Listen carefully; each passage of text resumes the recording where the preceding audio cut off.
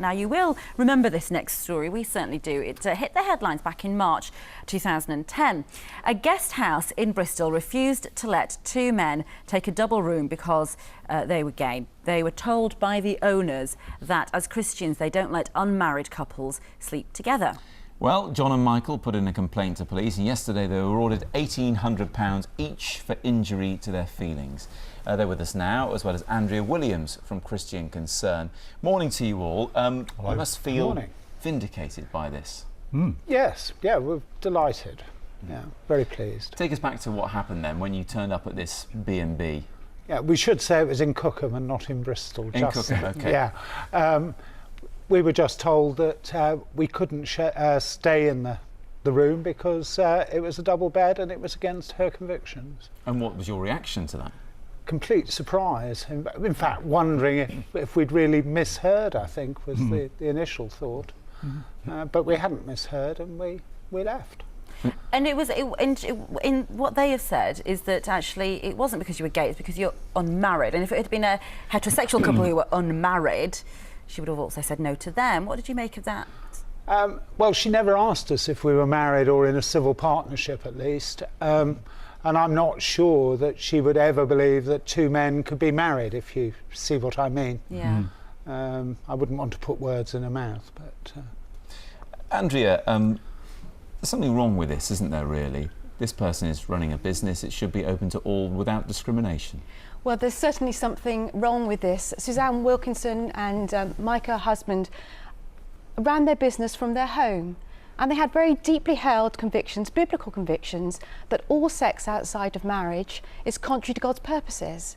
So actually that applies to heterosexual couples and also to same-sex couples. All sex outside of marriage is wrong. So she wasn't discriminating on the grounds that Michael and John were of the same sex. No, but she was still discriminating.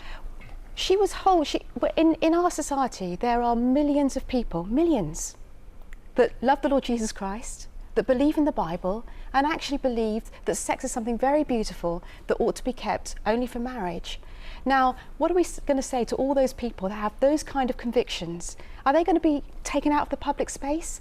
I mean, indeed, as we begin to look, well, Catholic adoption agencies have been closed because they believe children need a mother and a father. That's actually happened. We've seen registrars lose their job because they won't preside over same-sex civil partnerships. We've seen all sorts of things happen. Now, in a truly tolerant society, what needs to happen is this. True tolerance means accepting difference of opinion and learning to live with that. This is not about refusing a cup of coffee, it's about refusing a bed. And that would have been facilitating something which Suzanne Wilkinson found to be extremely difficult. If an atheist B&B owner said, I don't want Christians to come here. Would that be acceptable? This is all actually about the behaviour that is contrary to biblical principles, which is sex outside of marriage. What do you make of what's being said? It's really nothing. It was never anything to do with who you are. It was actually to do with... Well, except we couldn't stay the night, of course. There would have been all sorts of places that you could have gone. Actually, no, that's not true. Well, there would have been all sorts of places that you could go that would have accepted you. It was, and I think we can't force people to act contrary to their conscience. Were you offered a twin room? Acceptable. No, they hadn't got one. And it was our last choice of somewhere to stay in Cookham. We wanted to stay in Cookham because we were going out to dinner and then on to the theatre, stay overnight and go home. It was the only accommodation we could find. And the point you were making was that you've been out, if you like, since the 70s and you'd never faced anything like this. Michael, exactly. Yeah, and did it feel like you'd been back in time? Oh, very much so. Yeah. I mean, it was a bizarre experience that I'd never had before. Okay. Well, we should say that the couple, they do have the right to appeal. Yes, they do, yeah. That's But right. in the meantime, thanks very much for joining us, all three of you, sharing your views with us today. Thank you. Thank you.